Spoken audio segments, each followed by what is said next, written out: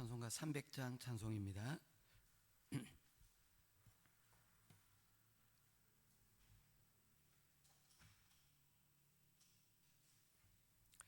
내 마음이 낙심되며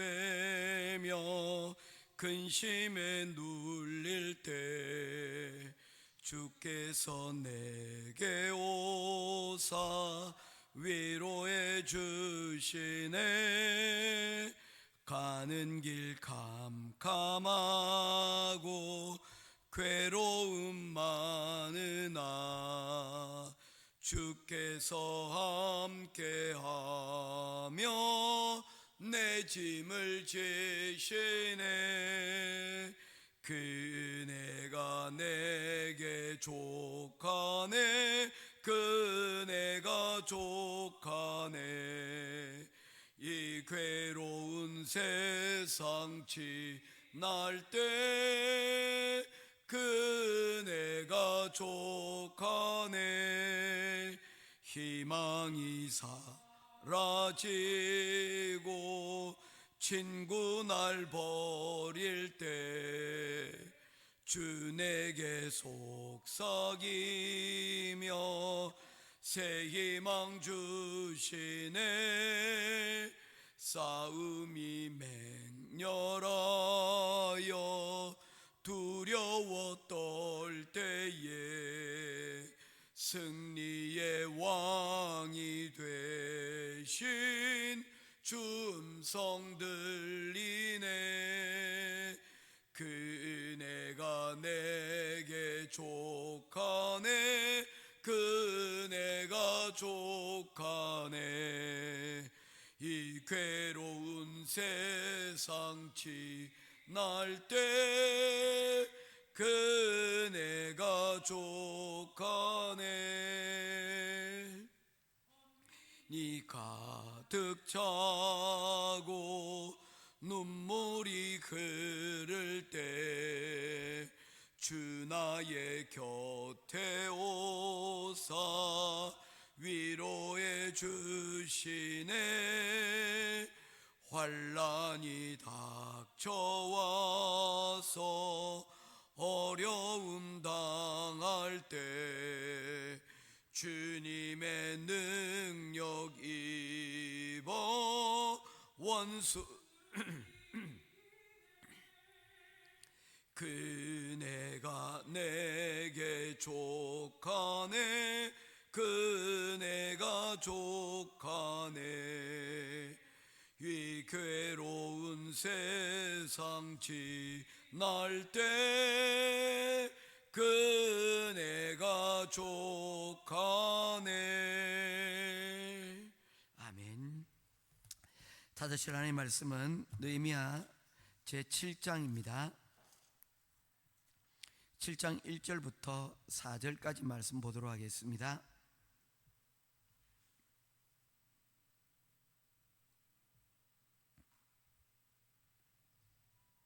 한 절씩 교독하며 보겠습니다. 성벽이 건축됨에 문짝을 달고 문지기와 노래하는 자들과 레위 사람들을 세운 후에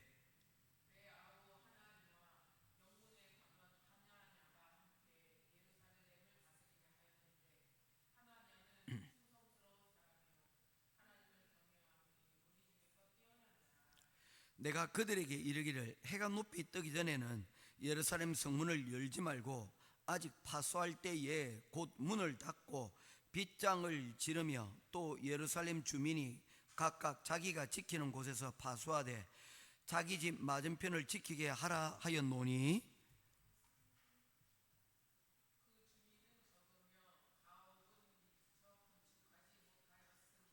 아멘. 느헤미야서는 사실 6장을 끝으로 마쳐야 됩니다. 왜냐하면 성벽 건축하러 왔고 성벽이 50일 만에 건축이 되었다고 어제 6장 15절 말씀을 보면서 우리가 이야기를 나누었습니다. 결론이 된 거죠. 목적이 성벽 건축이었기 때문에 성벽 건축되었으니 이제 끝이 나는 겁니다. 그런데 오늘은 그 이야기에 끝이 나지 아니하고 계속해서 이야기를 이어져 가고 있습니다. 어떤 이야기가 이어져 가고 있느냐 하면 그 성을 짓고 난 이후의 이야기입니다. 우리가 동화로 치면 어떻게 됩니까? 6장 15절까지가 우리가 알고 있는 동화의 이야기입니다. 신데렐라 이야기, 백설공주 이야기, 왕자와 만나서 행복하게 살았답니다가 끝이죠. 여러분 그렇지 않습니까? 결혼이 하면 다 끝이 나는 줄 알지만 그게 끝이 아닙니다. 사랑스러운 아이들을 낳으면 끝이 나는 줄 알았지만 끝이 나는 게 아니더라는 거죠. 그 이후에 삶이 있더라는 겁니다. 7장 1절에서 4절 말씀은 시작되기 전에 사실 중간에 이러한 일들이 있게 될 것에 대하여 자그마한 예고편을 보여줍니다. 우리가 어떤 드라마를 보게 되어지면 절찬리에 시즌 1이 끝나고 나면 그대로 끝인 드라마가 있는가 하면 시즌 2를 기대하게 만드는 드라마들이 있습니다. 그러면 맨 끝에 어떻게 합니까? 뭔가 일어날 것 같은 암시를 잠깐 남겨두고 끝이 나는 것을 볼 수 있지 않습니까? 그 내용이 바로 그거예요. 그게 17절의 내용들이 바로 이와 같은 일입니다. 크게 낙담하여 하나님께서 이 역사를 이루신 것을 알미니라 로 끝이 나면 좋은데 그 뒤에 우리가 알고 있는 또 도비아, 산발랏 이와 같은 사람들이 마지막 6장의 끝을 장식을 하고 있다는 것입니다. 끝이 난 듯하지만 뭡니까? 아직 다 완전히 끝이 난 것은 아니라는 것입니다. 제2막이 시작이 되어지고 있다는 것이죠. 우리가 지금 느헤미야를 좀 빨리 달려가고 있습니다. 느헤미야가 끝이 나고 나면 그 남는 기간 동안에 에스라를 올고 가려고 그래요. 사실 에스라도 보게 되어지면 두 개의 성경 부분으로 나누어져 있습니다. 1장부터 10장이 있는데 1장부터 6장이 하나의 테마고요, 그 뒤가 두 번째 테마로 이루어져 있습니다. 앞쪽은 에스라의 이야기지만 사실은 앞쪽의 이야기는 에스라 이야기가 전혀 등장하지 않습니다.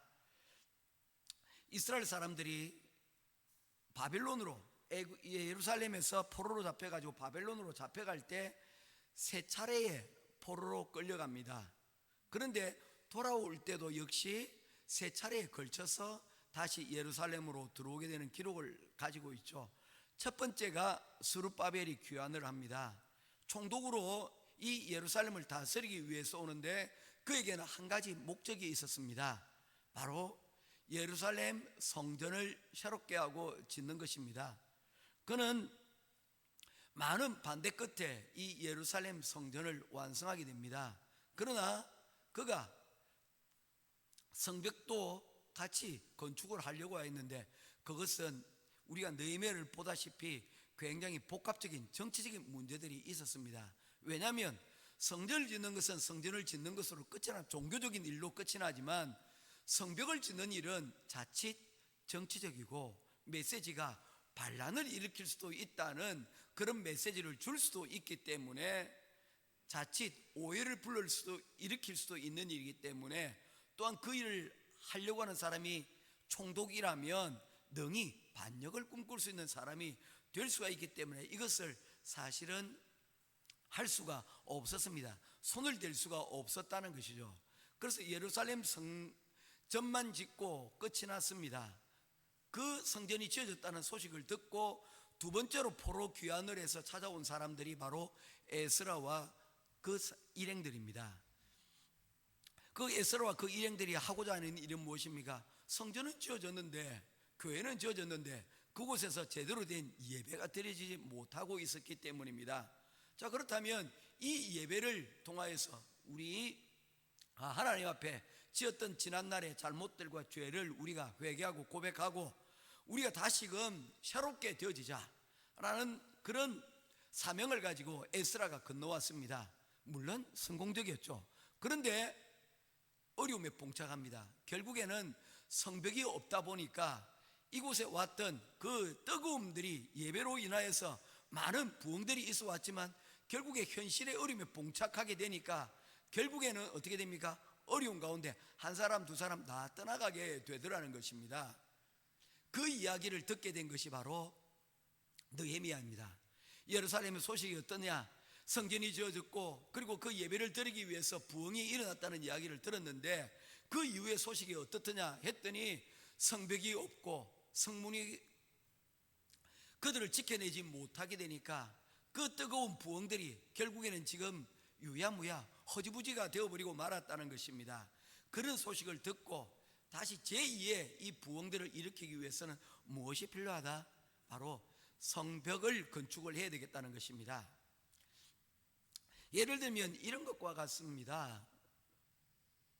베트남이 멸망을 했던 가장 큰 이유 중에 하나가 무엇이냐면 바로 그 가운데 이 베트남의 국교와 같은 것이 불교였는데 이 불교를 있던 스님들이 다 절에서 뛰어나와 가지고 정치 운동에 뛰어들기 시작을 하였습니다. 그리고는 나라가 혼란 가운데 빠져들고 결국에는 일로 인하여서 더 많은 이득을 얻기를 원하는 그러한 종교계의 개입이 오히려 나라의 혼란을 부추겨 버리고 말았다는 것입니다. 정교이 여러분 하나가 일치되어진다 그러면 바른 방향으로 간다면 그 또한 나름대로 의미 있는 일이겠죠. 그러나 오늘날은 여러분 그렇지가 못하지 않습니까? 정치와 종교가 어느 정도 분리가 되어져 있는 상황이지 않습니까? 그런 가운데서 자칫 종교적인 혹은 여러분 교회의 이득만을 생각하고 교회에 유리한 것들만을 여러분 세우기 위해서 교회가 로비를 하고 교회가 그 이런 일들에 여러분 앞장을 서게 되어진다면 그런 일들로 잠깐만 조그마한 여러분 성과는 얻을 수 있겠지만 결국에 그 일로 인하여서 많은 반감들을 여러분 살 수밖에 없다는 것입니다. 오늘날 여러분 지금 우리 사회 가운데서 일어나고 있는 이런 듣도 보도 못한 일들이 지금 여러분 현재 뉴스 가운데서 나오지 않습니까? 통일교와 유착이 일어나고 신천지와 어떤 당원들 가입을 하고 뭐 이런 일들이 복잡한 일들이 여러분 일어나고 있는 이런 상황들을 보게 되면 참으로 참담하기 거지가 없는 것입니다. 그렇다고 해서 그들이 과연 그러한 당이 여러분 그러한 교회의 교리를 따라서 살아갔느냐 하면 그런 것들도 아니지 않습니까? 서로가 서로의 욕망을 위하여서 들어주기도 하고 또한 그런 것들을 위해서 서로 양보도 하는 그런 일들 야합하는 그 가운데서 여러분 이와 같은 큰 문제들이 지금 이제 서서히 밝혀지고 있는 그런 상황이었다는 것이죠. 이런 것들을 보게 되면 굉장히 주의를 기울일 필요가 있습니다. 즉 예배가 세워지고 교회가 든든하게 세워지는 것들도 중요하지만 이것이 무엇으로 여러분 연결되어져야 된다는 것입니까? 여러분 또한 나라와 국가를 여러분 세워나가는 일들을 또한 해야 되는데 바로 그 일들을 위하여서 느헤미야가 이곳에 오게 되었다는 것입니다. 왜냐하면 이 두 가지는 서로 여러분 대립되거나 혹은 여러분 야합되는 것이 아니고 함께 세워져 나가야 될 것이기 때문입니다. 그래서 교회는 나라를 위하여서 또한 나라는 각자의 여러분 믿고 있는 그 믿음들을 여러분 서로가 서로를 위하여서 세워주는 일들이 여러분 필요하기 때문입니다. 느헤미야는 바로 이 나라를 세우는 일 가운데 바로 예배가 제대로 세워져야 되는데 이 예배가 세워지기 위해서는 바로 이 성벽을 든든하게 세워져야 된다라는 생각들을 하였던 사람이기 때문입니다. 그래서 느헤미야서를 보게 되어지면 오늘 7장 1절에서 4절의 말씀에서 우리가 두 가지의 것을 발견할 수가 있는데 첫 번째는 우리가 원칙이 무엇인가 원칙을 붙들 수 있어야 한다는 것입니다. 이 원칙이라는 것은 다른 것이 아니라 우선순위입니다. 특별히 삶이 복잡해질 때는 이 우선순위를 여러분 세우는 것이 굉장히 중요합니다. 느헤미야의 원칙은 무엇이었습니까? 성벽을 세우는 것이 원칙이었지만 이 성벽에 세우는 데 있어서 무엇을 여러분 지키기 위한 것입니까? 하나님의 예배를 여러분 세우기 위한 것이라는 것입니다. 그래서 그는 이 성전의 시작을 양문에서 시작이 되어졌고 그리고 양문으로 성벽의 건축을 완성함을 통하여서 바로 이 성벽 건축이 예배를 세우기 위한 목적이라는 것을 분명히 그가 하고 있었다는 것입니다. 오늘 우리의 삶도 마찬가지입니다. 우리가 세워야 될 것들이 있지 않습니까? 교회도 세워야 되고요, 또한 우리의 가정들도 세워야 되고요, 우리 자녀들도 바르게 세워야 되고, 우리가 세워야 될 여러분 기업의 정신들도 있고, 우리가 세워야 될 것들이 많이 있습니다. 그 가운데서 우리가 잊지 말아야 될 것은 뭐라는 것입니까? 예배를 세우는 일에 우리가 우선순위를 둘 수 있어야 된다는 것입니다. 이게 원칙이 되어져야 된다는 것입니다. 이것을 우리가 한 번, 두 번 이 원칙들을 어기기 시작을 하고 이것들을 양보를 하기 시작을 하면 우리가 그 모든 우리가 얻고자 하는 성공을 거뒀다 할지라도 그 가운데서 그 성공은 정말 하나님 없는 성공이 될 것이요, 또한 그 성공은 하나님이 기뻐하지 않는 그러한 어리석은 부자의 성공과 다를 바가 없다는 것입니다. 어리석은 자여, 네가 지금 많은 수확을 가지고 고민하느냐? 오늘 밤 내가 너를 데리고 가면 너가 자랑하는 것이 무엇이 유익이 있겠느냐라고 말씀하시는 정말 빈털터리 그러한 성공이 되어버리고 만다는 것입니다. 오늘 우리가 열심히 살아가야 될 이유가 무엇입니까? 우리가 또한 여러분 오늘 기도해야 될 이유가 무엇입니까? 바로 오늘 우리 가정을 위한 것인데, 우리의 여러분 교회를, 우리 사회를 위한 것인데, 이것을 세우게 하기 위해서 우선 세워야 될 것이 바로 예배의 중요성을 우리가 다시 한 번 더 깨닫는 자리 가운데로 나아가라는 것입니다. 이런 예배를 세우는 우선순위는 무엇으로 이루어집니까? 오늘 7장 1절에서 느헤미야서는 다음과 같이 말씀을 하고 있습니다. 성벽이 건축됨에 문짝을 달고 문지기와 노래하는 자들과 레위 사람을 세운 후에 사람을 세우게 되더라는 것입니다. 견관 만리 장성도 어떻게 무너졌습니까? 바로 뇌물을 받은 문지기 때문에 무너지고 말았다는 것입니다. 훌륭한 시스템이나 건물을 여러분 갖추는 것들도 중요하지만 더 중요한 것은 무엇입니까? 충성스럽고 신실한 사람들을 세우는 것이라는 것입니다. 세계의 많은 성들 가운데 난공불락의 성이라고 불려졌던 성들 가운데 여러분 평양성이 있다는 걸 아십니까? 고구려가 세웠던 이 평양성은 그야말로 난공불락의 성으로 불려졌습니다. 성이 두꺼운 외성과 내성으로 둘러싸여져 있어서 이 외성을 돌파하고 들어오더라도 내성에서 함께 연합하여서 함정에 빠뜨리고 여러분 공격을 하여서 무너뜨릴 수 있는 그런 구조로 되어 있었습니다. 그래서 감히 이 평양성을 그 어느 누구도 물리칠 수가 없었는데, 이 무너진 것이 무엇입니까? 영계순문의 아들들이 그곳에서 서로 다툼이 일어나고 그 아들 중에 하나가 여러분 성문을 열어 제끼는 바람에 이 고구려의 이 평양성이 무너지고 말게 되었다는 것입니다. 나라가 망할 때 여러분 일어나는 공통적인 현상이 무엇입니까? 그 가운데 배신하는 사람이 여러분 반드시 여러분 있게 된다는 것입니다. 그렇다면 잘되는 나라의 특징은 무엇입니까? 잘된 나라의 특징은 충성스러운 사람들이 여러분 그곳에 여러분 반드시 있다는 것입니다. 느헤미야는 동생 하나니와 영문에 관한 하나냐를 지도자로 세웠습니다. 알고 있는 사람이었죠. 그런데 그 사람들이 어떤 사람이었습니까? 거기에 대해서 그는 다음과 같이 말씀하고 있습니다. 그의 친척이었기 때문에, 그가 잘 알고 있던 측근이었기 때문에 그들을 세운 것이 아니라는 것입니다. 2절 말씀입니다. 그 내 아우 하나니와 영문에 관한 하나냐가 함께 예루살렘을 다스리게 하였는데, 그 이유를 하나냐는 충성스러운 사람이요 하나님을 경외하니 무리 중에서 뛰어난 자라. 바로 그들이 하나님 앞에서 중심을 잡고 있는 그런 충성스러운 사람이었다는 것입니다. 우리가 중자를 얘기할 때 마음심 가운데 중자에 마음심자를 쓰고 있습니다. 뭡니까? 마음의 중심이 있는 사람이라는 것입니다. 우리가 하나님 앞에서 충성스럽다는 것이 무엇입니까? 우리의 중심 가운데 말씀이 있고 또한 하나님이 그 중심에 있는 사람입니다. 하나님을 중심에 두고 있다는 것은 다른 것이 아니라 말씀이 있고 그 말씀대로 여러분 살아간다는 원칙을 가지고 있는 사람이라는 것이죠.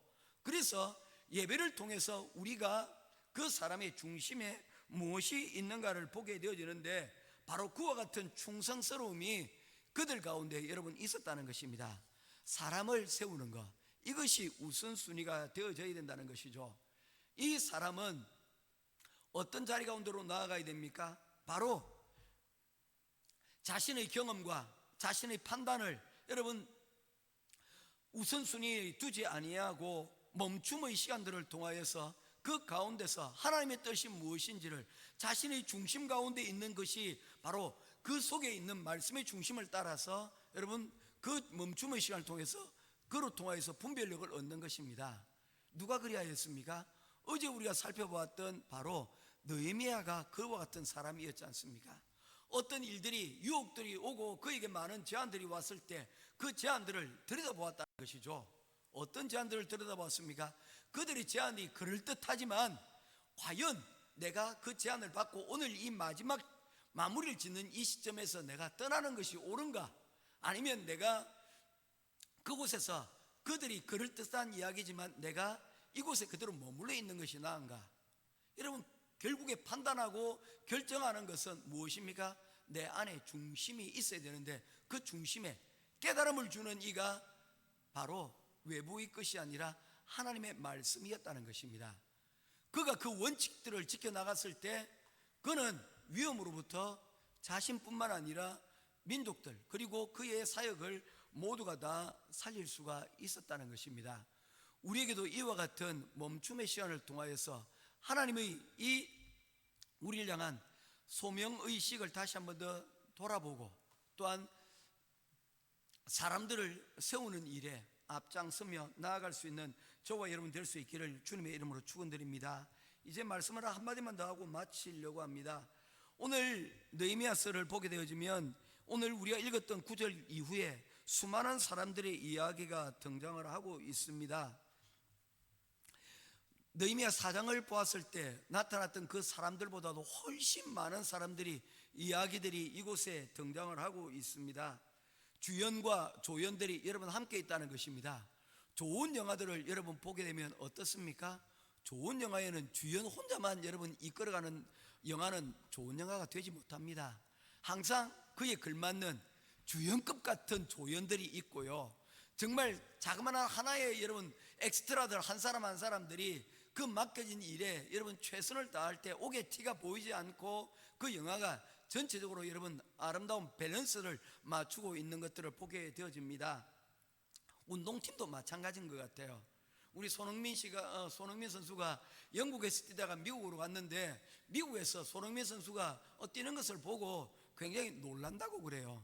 무엇이 놀랄 건가 하면 그는 골잡이로 데려왔는데 골도 잘 넣을 뿐만 아니라 어시스트 도움도 잘 준다는 거예요. 보통 골잡이들은 여러분 남의 어시스트를 받아서 골만 넣는데 이타적인 플레이를 하지 않습니다. 뭡니까? 이기적인 플레이를 하죠. 골이 오면 그 골을 가지고 여러분 어떻게든 집어넣으려고 안 하는데 자기 기록이 중요하지 않습니까? 그런데 이 선수는 이상하게 선수들에게 골을 준다는 거예요. 그래서 그 옆에 있던 공격수가 2명이 있는데 그 옆에 있는 선수가 이 손흥민 선수가 어시스트해 주는 것을 잡아서 골을 넣는 경우들이 많이 있습니다. 그러다 보니까 서로의 팀워크가 더 좋아지게 되어지고, 그러다 보니까 지금 손흥민 선수가 속해 있던 팀이 이제 뭐 플레이오프에 나갈 수 있다고 뭐 그렇게 얘기를 하더라고요. 굉장히 좋은 성적들을 기대를 하고 있다더라고요. 왜냐하면 누군가 양보해 준다는 것을 여러분 받게 될 때, 내가 존중받고 내가 대접받는다는 것을 느낌을 받게 되었을 때 그에 따르는 여러분 큰 그 가운데서 자부심들이, 이 팀에 대한 여러분 애정들이 더 생겨나는 것 아니겠습니까? 오늘 느헤미야서에서 여러분 기록되어지고 있는 이 많은 사람들의 이야기, 이 사람들의 이야기를 느헤미야는 빼놓지 않고 있습니다. 이 일은 내 혼자 한 것이 아니요 하나님께서 각자의 사람들에게 각자의 사명을 주셨는데 이 모든 사람들이 각자의 위치에서 훌륭하게 그 역할들을 감당하였기에 이와 같은 일이 있었습니다 라고 하면서 마지막 끝으로 그는 이와 같은 많은 사람들의 이야기로 끝을 맺고 있는 것을 보게 되어집니다.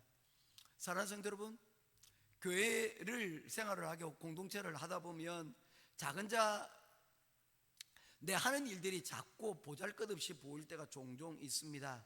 그런데 그 작은 한 사람도 우리가 소중히 여기고 그 사람들을 우리가 잊지 않고 살아가게 되다 보면 그 가운데서 하나님께서 이루어 가시는 그 일 가운데서 우리가 볼지 못했던, 볼 수 없었던 귀한 것들도 그 가운데서 우리가 발견하고 그 가운데서 하나님의 은혜를 우리가 찾을 수 있게 되어진다는 것입니다. 모쪼록 이 너희매를 통해서 우리에게 주시는 영적 원리를 따라서 우리 그 있는 그 자리에서 각자 주어진 그 자리에서 맡겨진 역할을 잘 감당할 수 있는 저와 여러분 될 수 있기를 주님의 이름으로 축원드립니다. 기도하겠습니다. 고맙고 감사하신 아버지 하나님, 은혜와 사랑을 감사합니다.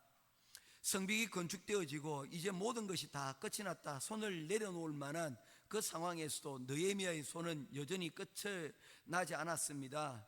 그는 여전히 그 삶의 그 자리 가운데서 남겨진 일의 중요성과 필요성들을 그는 알고 사람을 세우고 그리고 예배를 세워나가는 그 원칙들을 지켜나가고 있는 것들을 보게 되어집니다.